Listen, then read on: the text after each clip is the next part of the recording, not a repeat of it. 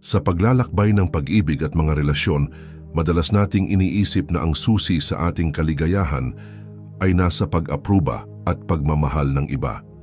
Ngunit isipin mo ang isang buhay kung saan ang iyong kasiyahan ay hindi nakasalalay sa kapritsyo at damdamin ng ibang tao. Kung saan ang iyong emosyonal na kapakanan ay hindi nakatali sa panandaliang tingin, mga mensaheng hindi nasasagot o mga malabong komunikasyon.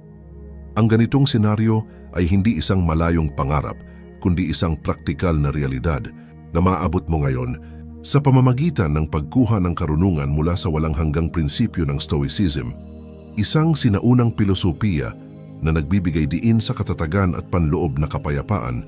Mabubuksan natin ang lihim sa pagkamit ng kaligayahang hindi nakadepende sa ating panlabas na kalagayan. Pero paano ito konektado sa kagustuhang magustuhan kang maalala ng iba? Sa video natin ngayon, tatalakayin natin ang malalim na pananaw ng pilosopiyang Stoic at susuriin kung paano nito mababago ang ating personal na paglago at pakikitungo sa ibang tao sa pinakamakahulugang paraan. Samahan kami habang binubuksan natin ang sining ng paggawa ng pangmatagalang impresyon, hindi sa pamamagitan ng manipulasyon o masusing pagpaplano, kundi sa pamamagitan ng pagsasabuhay ng espiritu ng pagiging sapat sa sarili at panloob na katahimikan. Sa pag-aalay ng ating sarili sa personal na pag-unlad, pagpapaunlad ng emosyonal na pagsasarili, at pagpapahalaga sa kasalukuyan ng walang pagdepende, tayo ay nagiging mas kaakit-akit at, sa isang di inaasahang paraan, hindi malilimutan. Huwag kalimutang i-like, mag-subscribe at manatili sa amin sa buong video. Ang bawat bahagi nito ay maingat na idinisenyo upang gabayan ka tungo sa mas stoic at masaganang pamumuhay. Ngayon simulan na natin. Numero 1. Pagtanggal sa pagnanasang kontrolin, mayroong makabuluhang ideya ang mga stoic. Marami sa ating stress, pagkabigo, at maging malalim na kalungkutan ay nagmumula sa pagtatangkang kontrolin ang mga bagay na sadyang hindi natin kayang kontrolin. Lahat tayo ay may ganitong gawain. Ginugugol ang napakaraming enerhiya sa paghubog ng mga sitwasyon, resulta at maging ng ibang tao ayon sa ating nais, ngunit sa huli ay napagtatanto nating karamihan dito ay wala sa ating mga kamay. Maaaring mukhang negatibo ito sa simula, ngunit ang layunin nito ay palayain tayo. Nilalayon nitong alisin ang mga tanikala ng ating sariling inaasahan na imposible. Tingnan na lang ang pagsasakatuparan ng karunungan ng Stoic. Hindi ito tungkol sa basta na lang paghintay at pagpayag na mangyari ang buhay sa atin. Sa halip, ito ay tungkol sa pagtutok sa kung ano talaga ang kaya nating maimpluwensyahan, ang ating panloob na sarili. Dito matatagpuan ang tunay nating kapangyarihan, ang ating saloobin, mga pagpili at mga tugon. Sa pamamagitan ng pagtutok dito, maipapanday natin ang pasensya, pangunawa at katatagan. Dito nakasalalay ang tunay na kapayapaan, pag-isipan ang ideya ng pagbitaw sa kontrol. Itinuturo ng Stoicism na tanggapin ang natural na daloy ng buhay at tinutulungan tayong pag-iba-ibahin ang ating mga kilos mula sa kanilang mga resulta.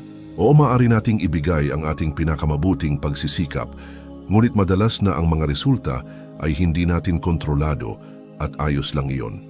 Hindi nito ginagawang walang halaga ang ating pagsisikap. Sa halip, nagbibigay ito ng mas malusog at makatotohanang pananaw. Sa pamamagitan ng pagsunod ng ating mga kilos sa ating mga pinahahalagahan at pagbitaw sa pagkakapit sa mga tiyak na resulta, tayo ay nabubuhay ng mas buo at totoo.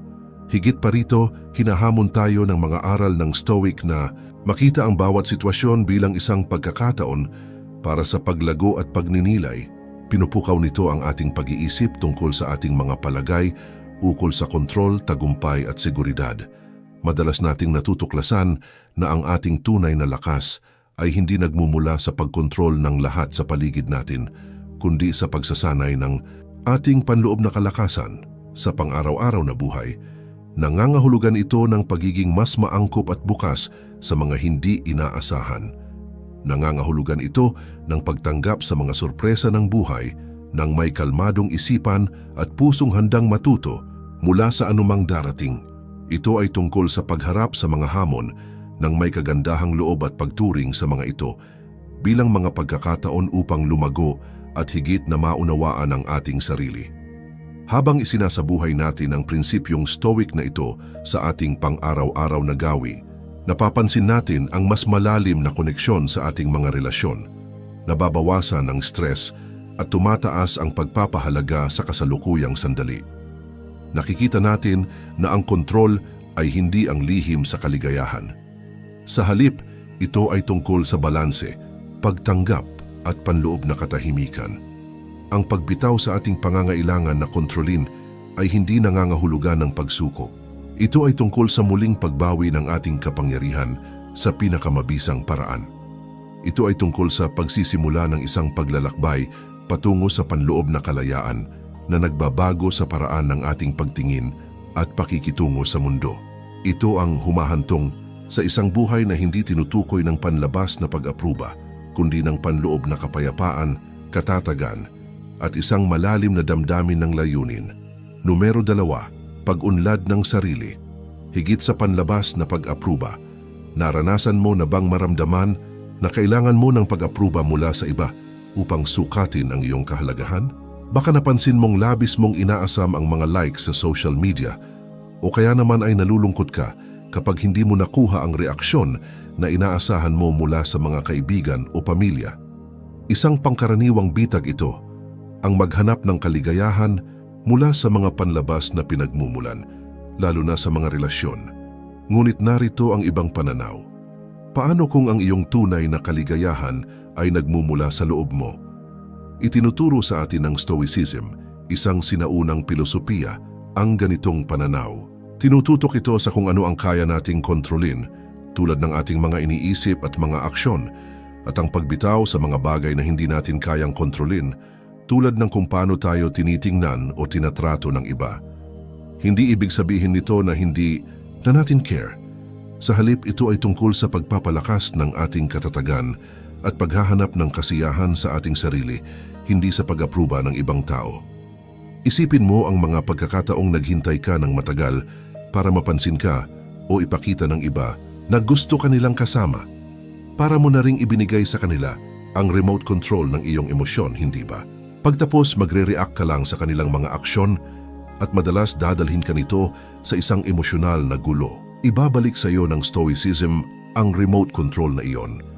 Binibigyan tayo nito ng mga kagamitan upang mapanday ang mga katangian tulad ng karunungan, tapang, katarungan at katamtaman. Ang pagpapalago ng mga birtud na ito ay tumutulong sa atin upang magbuo ng isang matibay, matatag na karakter na nakakakita ng kaligayahan hindi sa pag-apruba ng iba kundi sa ating sariling pag-unlad at mga tagumpay. Ang ganitong mindset ng Stoic ay hindi nangangahulugang kailangan nating itigil ang pakikisalamuha sa iba o hindi na mag-care. Sa kabaligtaran, itinutulak ng Stoicism ang pagbubuo ng mga malalakas at makulay na koneksyon batay sa paggalang at pag-unawa sa isa't isa, hindi sa dependency o pangangailangan. At narito ang isang kawili-wiling kabalintunaan sa pamamagitan ng pagtutok sa ating personal na pag-unlad at pagsusumikap na maging pinakamahusay na bersyon ng ating sarili. Natural tayong nagiging mas kawili-wili at kaakit-akit sa iba. Ang mga tao ay naaakit sa mga may tiwala sa sarili, may passion sa kanilang mga layunin at komportable sa kanilang pagkatao. Habang hindi natin pinipilit ang atensyon ng iba, mas malaki ang posibilidad na mapansin nila tayo dahil nabubuhay tayo ng tapat sa ating sarili. Kaya, paano kung itutok natin ang ating enerhiya sa ibang paraan? Sa halip na maghanap ng pag-apruba, maglaan tayo ng oras sa pag-aalaga sa ating panloob na mundo. Mag-invest tayo sa pagkatuto ng mga bagong kasanayan, pagkuha ng mga bagong libangan, at masusing pagsusuri sa ating mga personal na halaga at kung ano ang nagpapasikat sa atin. Ang paglalakbay na ito ng sariling pagtuklas at pagpapabuti ay hindi lang rewarding para sa ating sarili. Pinapalakas din nito ang ating pagpapahalaga at nagiging dahilan kung bakit tayo ay maaaring mamiss ng iba. Tandaan, ang Stoicism ay hindi tungkol sa pagpipigil sa ating mga pagnanasa o pagtanggi sa ating pangangailangan para sa koneksyon. Nandito ito upang ipaalala sa atin na ang ating kaligayahan at kahalagahan ay hindi nakasalalay sa kanila.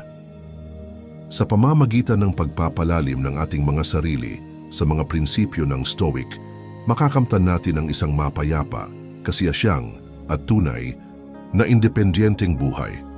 Tanggapin natin ang ganitong Stoic na paraan, mag-focus sa pagpapabuti ng ating sarili at hanapin ang kaligayahan mula sa loob.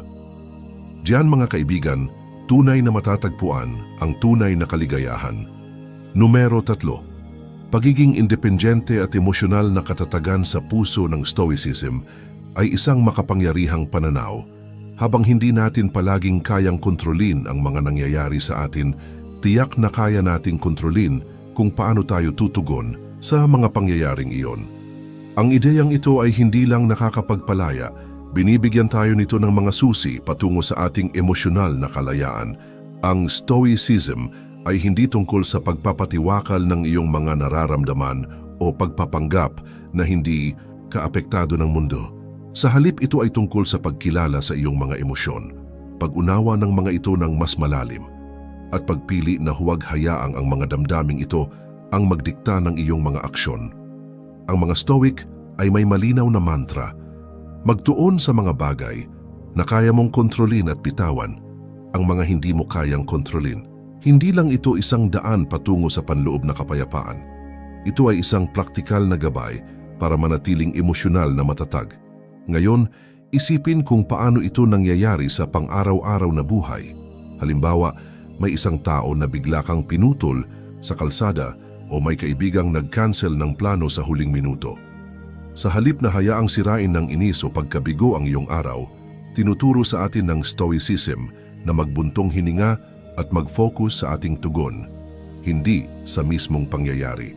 Ang ganitong pananaw ay nagpapalago ng isang pakiramdam ng pagiging independente na kapwa nakakapagpalakas at lubos na praktikal. At hindi, ang independensyang ito ay hindi nangangahulugang mag-isa ka na lang. Sa katunayan, tinutulungan ka nitong makipag-ugnayan sa iba ng mas totoo mula sa isang lugar ng lakas at kumpiyansa sa sarili. Halimbawa sa mga relasyon, tinutulungan tayo ng Stoicism na maunawaan na habang maganda ang magmahal at mag-alaga sa mga tao, hindi dapat nakasalalay ang ating personal na kaligayahan sa mga aksyon o pag-apruba ng ibang tao.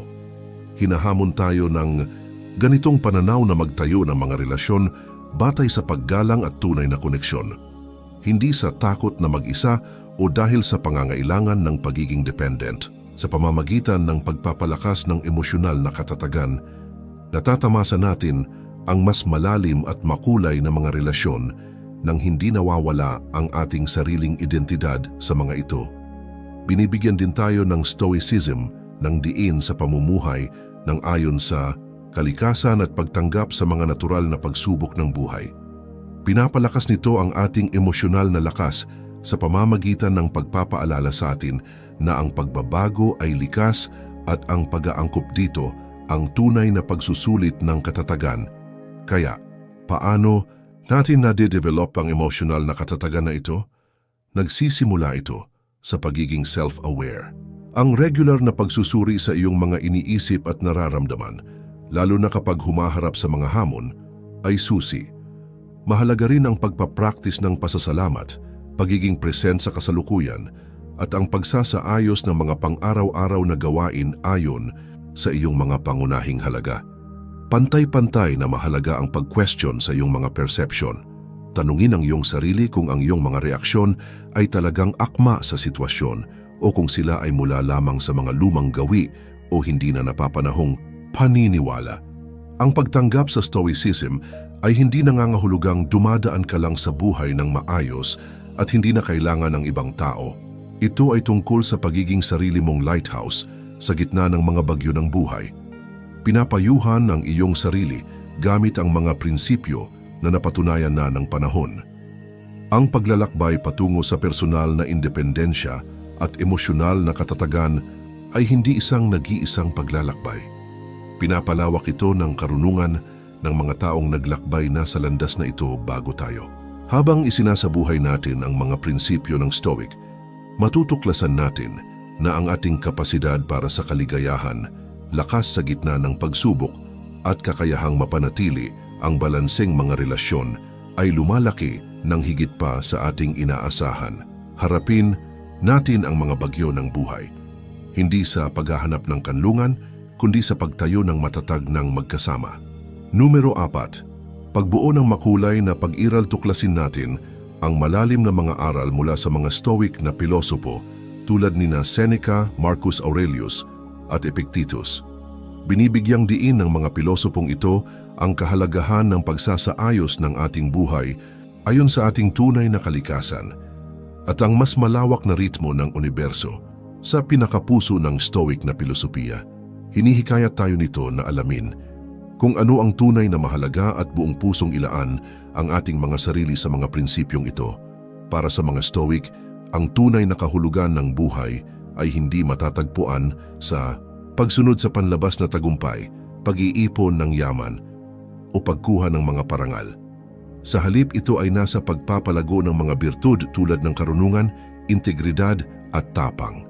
Ito ay tungkol sa aktibong pagtulong sa kapwa, pakikilahok sa ating mga komunidad, at pagbuo ng mga relasyon na nakabatay sa paggalang at pag-unawa. Ang paglikha ng makulay na buhay ay nagsisimula sa malalim na pagsusuri sa ating mga sarili. Kinakailangan nitong magtanong ng mahihirap na katanungan tungkol sa kung sino tayo at kung ano ang tunay nating pinahahalagahan. Hinahamon tayo nitong manatili sa mga pagpapahalagang ito, lalo na kapag nahaharap tayo sa mga pagsubok o ang tukso na sumunod sa mga inaasahan ng lipunan. Ang Stoicism ay nagsisilbing isang kompas sa paglalakbay na ito ng introspeksyon. Ginagabayan tayo na suriin hindi lamang ang ating mga aksyon, kundi pati na rin ang mga motibasyon sa likod ng mga ito. Tinutulungan ba tayo ng ating mga aksyon na magtaglay ng tunay na birtud? O naghahanap tayo ng panlabas na pag-apruba? Dagdag pa rito, binibigyang liwanag ng Stoicism ang pansamantalang kalikasan ng mga panlabas na pangyayari at binibigyang diin ang pagtuon sa mga bagay na kaya nating kontrolin. Ang ganitong pananaw ay lubos na nakakapagpalaya. Pinalalaya tayo nito mula sa walang kabuluhang pagsubok na kontrolin ang mga bagay na hindi kayang kontrolin at inililihis ang ating enerhiya patungo sa mga lugar kung saan tunay tayong makakagawa ng epekto. Ang ating mga saloobin, mga desisyon at mga tugon sa mundo sa ating paligid. Kaya, ang paglikha ng makulay na buhay ay hindi tungkol sa ating mga tagumpay, kundi kung paano tayo nabubuhay at ang mindset na ating tinatanggap araw-araw. Ang pagtanggap sa Stoic na pamamaraan ay nangangahulugang tanggapin na ang pagdurusa at mga kabiguan ay mga likas na bahagi ng buhay. Sa halip na ituring ang mga ito bilang hadlang sa kaligayahan, maaari natin itong tignan bilang mga pagkakataon para sa paglago, katatagan at mas malalim na pag-unawa sa mga komplikasyon ng buhay. Hindi ito nangangahulugang hahanapin natin ang pagdurusa kundi sa halip ang paghahanap ng kahulugan sa pagdaig dito, pagkatuto mula rito at magpatuloy ng mas malakas na espiritu at mas mahabaging puso. Sa praktika, ang makulay na pamumuhay ay kinapapalooban ng mga maliliit, pang-araw-araw na mga kilos at malalaking galak. Makikita ito sa kabutihang ipinapakita sa isang estranghero, sa mga tahimik na sandali na iniisip natin ang ating lugar sa universo, sa pagpapahalaga sa kagandahan ng kalikasan, pagsasagawa ng self-care, at pagpapalago ng ating mga relasyon.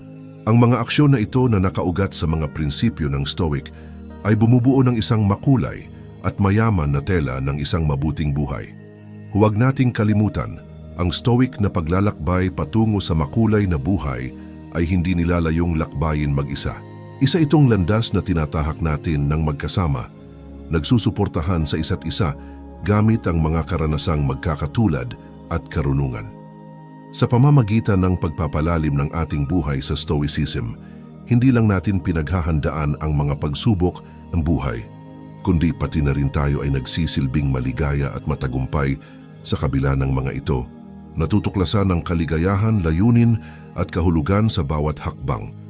Habang tinatapos natin ang ating paglalakbay sa Stoicism, maliwanag na ang walang kupas na pilosopiyang ito ay hindi lamang nag-aalok ng mga gabay, nag-aalok ito ng isang estilo ng pamumuhay na puno ng karunungan, katatagan at kapayapaan. Hinihikayat tayo ng Stoicism na magtuon sa kung ano ang tunay na mahalaga. Tinutulungan tayo na harapin ang mga pag-ikot ng buhay ng may pagiging kalmado at kaayusan. Ang mga estratehiya at pamamaraang tinalakay natin ay hindi lang mga ideya sa teorya, mga praktikal na kasangkapan ito na maaari nating isama sa ating pang-araw-araw na buhay. Tinutulungan nila tayong gawing oportunidad ang mga pagsubok para sa personal na pag-unlad at mas malalim na pag-unawa. Sa pamamagitan ng pagtanggap sa Stoicism, natututo tayong hindi lamang bitawan ang mga bagay na hindi natin kayang kontrolin, kundi pati na rin yakapin ang kasalukuyan, tamasahin ang mga simpleng kasiyahan ng buhay at magtayo ng mga makulay na relasyon. Ang ganitong pamamaraan ay bumubuo ng isang kanlungan ng kapayapaan sa ating loob na nananatiling matatag anuman ang magulong paligid sa atin. Ang pagsunod sa landas ng Stoic ay hindi nangangahulugang isang buhay na walang mga pagsubok. Sa halip, nag-aalok ito ng kalmado upang tanggapin ang mga bagay na hindi natin kayang baguhin at ang tapang upang baguhin ang mga bagay na kaya natin habang nananatiling tapat sa ating mga pagpapahalaga. Itinuturo ng Stoicism sa atin na habang hindi natin kayang kontrolin ang lahat ng bagay sa ating paligid, mayroon tayong kontrol sa kung paano natin tinitingnan ang mga sitwasyon, gumagawa ng mga desisyon at tumugon. Habang isinusuong natin ang mga prinsipyo ng Stoic sa ating buhay, magsisimula tayong baguhin ang ating pananaw sa kaligayahan, tagumpay at kasiyahan. Napagtatanto natin na ang tunay na kasiyahan ay hindi nagmumula sa panlabas na papuri o material na mga pag-aari, kundi sa pamumuhay ng ayon sa ating mga pangunahing paniniwala at pagpapahalaga. Ang pagkaalam na ito ang lihim ng isang tunay na masaya at kasiyasyang buhay. Maraming salamat sa pagsama sa akin sa makapangyarihang paglalakbay na ito kung saan ang walang kupas na karunungan ay sumasalamin sa ating pang-araw-araw na buhay. Patuloy nating tuklasin at paunlarin ang ating mga sarili. Para sa karagdagang mga pananaw, hinihikayat kita na panoorin ang mga rekomendadong video sa screen. Hanggang sa muli tayong magtagpo, tandaan, ang pinakamahalagang paglalakbay ay ang isa na nagdadala sa atin patungo sa ating sarili.